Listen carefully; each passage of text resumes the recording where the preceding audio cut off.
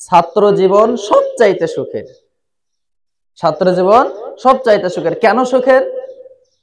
এই ছাত্র জীবন তুমি 30 বছর চেষ্টা করবা, 30 বছর চেষ্টা করবা।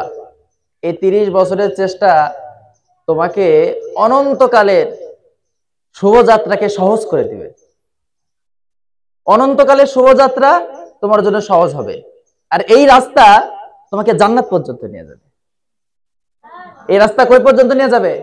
জান্নাত। আমি যে তোমাদেরকে যে কালামুল্লাহ মাদ্রাসা থেকে তোমরা যেটা শিক্ষা করো, এটা আসলে কোনো মানুষের বানানো কিতাব না, স্বয়ং আল্লাহ পাক রব্বুল আলামিনের কিতাব এটা। সুবহানাল্লাহ। এজন্য এই পথ জান্নাতের পথ।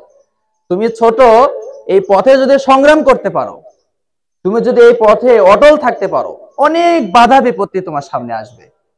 এই বাধা বিপত্তি প্রতিকূলতা পেরিয়ে তোমাকে লক্ষ্যে পৌঁছাইতে হবে। সবসময় একটা কথা মনে রাখবা, যে বাধা বিপত্তি যে অতিক্রম করতে পারে না, সে সফলতা অর্জন করতে পারে না।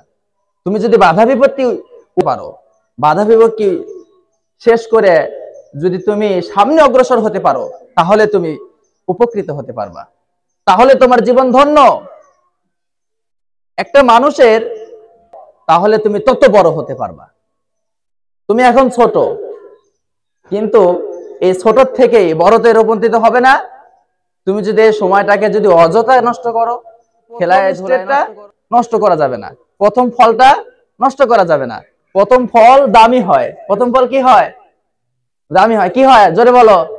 প্রথম ফল দামি হয়। দেখো, বরকতের জন্য মানুষ কি করে, যে প্রথম ফলটা ওনার গাছে ধরে,